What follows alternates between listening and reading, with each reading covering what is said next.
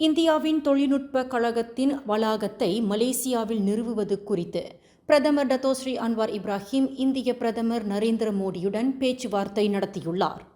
IIT எனப்படும் தொழில்நுட்ப கழகம் இந்தியாவின் தலையாய தொழில்நுட்ப பயிற்சி கழகமாக அங்கீகரிக்கப்பட்டுள்ளது.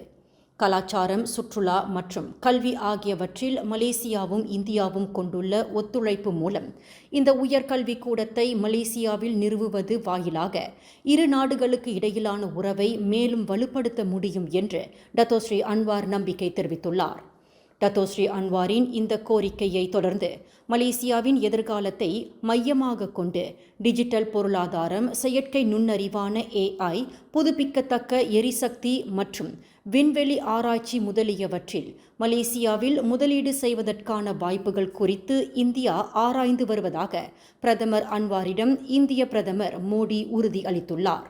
பிரேசில் தலைநகர் ரியோ டி ஜனீரோவில் நடைபெற்று வரும் பிரேசில், ரஷ்யா, இந்தியா, சீனா மற்றும் தென்னாப்பிரிக்கா முதலிய நாடுகள் சம்பந்தப்பட்ட 17வது பிரிக்ஸ் உச்சநிலை மாநாட்டில் இந்திய பிரதமர் மோடியுடன் நடத்தப்பட்ட சந்திப்பில் அன்வார் இதனை தெரிவித்துள்ளார்.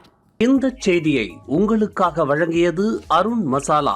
1983ஆம் ஆண்டிலிருந்து தரத்துடன் தன்மை மாறாத அறுசுவை சமையலுக்கு அருண் மசாலா. மேலும் செய்திகளை தெரிந்து கொள்ள கீழே இருக்கும் பெல் பட்டனை அழுத்துங்கள்.